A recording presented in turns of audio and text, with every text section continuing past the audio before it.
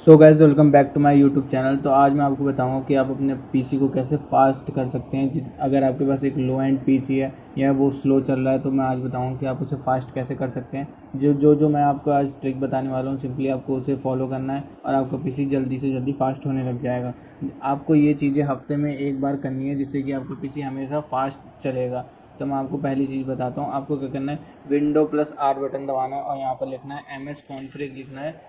यहाँ पर जैसे मैंने लिखा है MS कॉन्फ़िग, ऐसे ही आपको सिंपली यहाँ पर लिखना है। उसके बाद एंटर कर देना है। एंटर करने के बाद आपके पास एक सिंपल सा एक ये पॉपअप आएगा जिसमें लिखा होगा सिस्टम कॉन्फ़िगरेशन। यहाँ पर आपको बूट में चले जाना है। बूट में जाने के बाद एडवांस ऑप्शन में जाना है। एडवांस ऑप्शन में जाने के बाद यहाँ पर नंबर्स प्रोसेसर पे आएगा, यहाँ पर आप टिक कर देना। टिक करने के बाद आपसे पूछेगा कितने कोर लगाना चाहते हैं। तो यहाँ पर आपका 4 कोर का प्रोसेसर होगा तो आप 4 पे क्लिक कर देना, जिससे कि आपकी बूटिंग स्पीड फास्ट हो जाएगी। यहाँ पर मैंने 4 पे सेट कर रखा है, इसलिए मेरी बूटिंग स्पीड बहुत ज़्यादा फास्ट हो चुकी है। पहले बहुत स्लो बूट होता था, अब बहुत जल्दी हो जाता है बूट। तो आपके रीस्टार्ट करने के लिए बोलेगा, आप रीस्टार्ट कर देना। ये जब सिंपली सेटिंग कर लेंगे उसके बाद दोबारा आपको विंडो प्लस आर दबाना है और यहाँ पर लिखना है TEMP। टेम्प लिखने के बाद सिंपली ओके कर देना है। यहाँ पर टेम्प लिखने के बाद ओके कर देना है। फिर आपको कंट्रोल A करना है। यहाँ पर सारे फाइल सेलेक्ट हो जाएंगे। ये बिल्कुल बेकार फाइलें होती हैं, जो भी आप इंटरनेट वगैरह चलाते हैं तो उसमें कुछ कैच वगैरह आ जाता है तो यहाँ पर वो सेव हो जाता है। तो सिंपली आपको शिफ्ट प्लस डिलीट बटन दबाना है और यहाँ पर डिलीट इसको परमानेंटली कर देना है।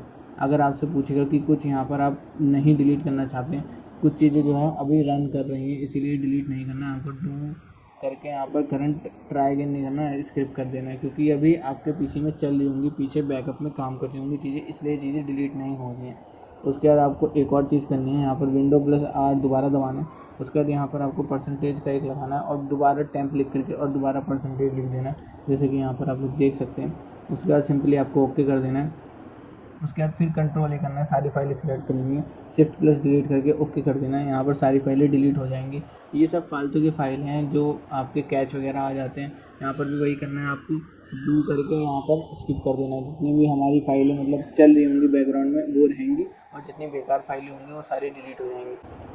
तो गाइस, यहाँ पर आप लोग देख सकते हैं कि ये टेम्प फाइल भी यहाँ पर डिलीट हो चुकी है, टेम्प परसेंटेज वाली। अब आपको दोबारा विंडो प्लस आर दबाना है और यहाँ पर लिखना है आपको प्रीफेज। यहाँ पर लिखा हुआ है जैसे कि आप लोग देख सकते हैं। सिंपली जो स्पेलिंग लिखी है मैंने वही सेम टू सेम आपको स्पेलिंग लिखनी है। मैं आपको जूम करके भी दिखा दूँगा।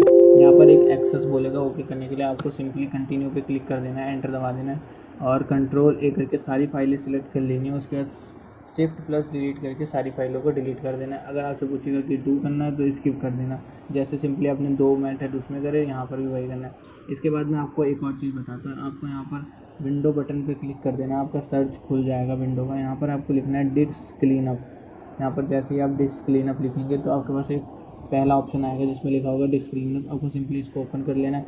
यहाँ पर C ड्राइव ऑलरेडी सिलेक्ट होगा, यहाँ पर ओके कर देना है। फिर ये जितने भी आपके यहाँ पर और ज़्यादा कैच वगैरह है, यहाँ पर आपको सारे बॉक्स पे क्लिक कर देना है। जितना भी ये कैच है इन सबको आपको डिलीट कर देना है, जिससे कि आपका पीसी थोड़ा और फास्ट चलने लग जाएगा। तो यहाँ पर सारी चीज़ें डिलीट हो रही हैं, जैसे कि आप लोग गाइस देख सकते हैं। यहाँ पर अब सारी चीज़ें डिलीट हो जाने देते हैं।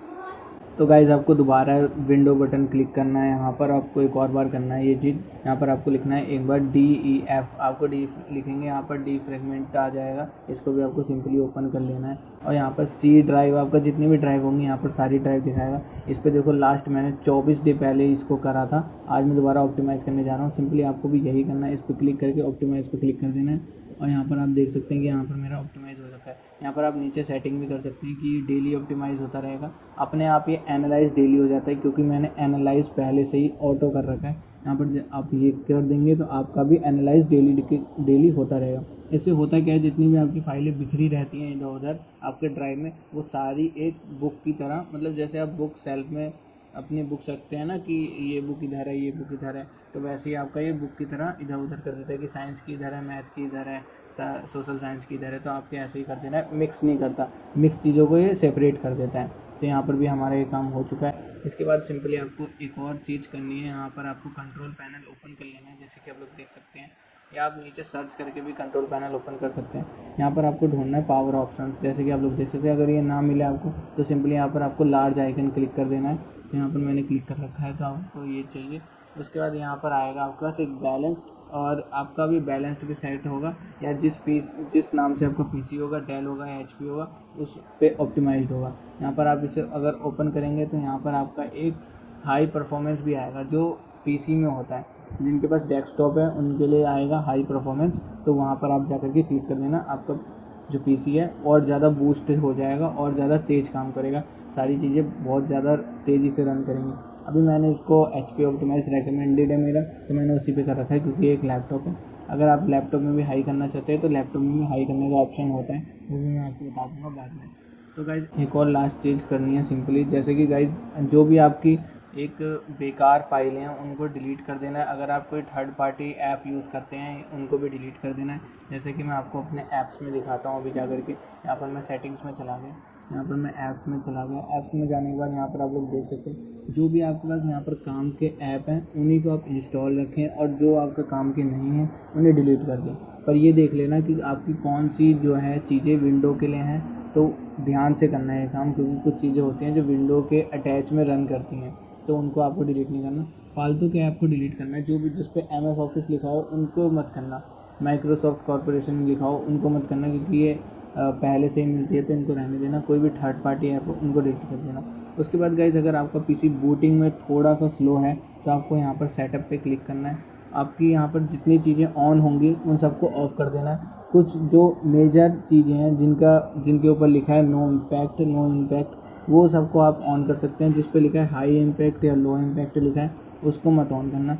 जिससे कि होगा क्या, जब आप पीसी ऑन करते हैं तो आपकी ये जो फाइलें हैं ये ऑटो ऑन हो जाती है। जो भी आपका ये एप्लीकेशन है ये ऑन हो जाता है, तो आपको ये ऑन नहीं करना है। इसीलिए मैं बता रहा हूँ, आपका लोड भी नहीं पड़ेगा, इससे सारी चीज़ें हो भी जाएंगी और आपका पीसी भी थोड़ा फास्ट बूट हो जाएगा।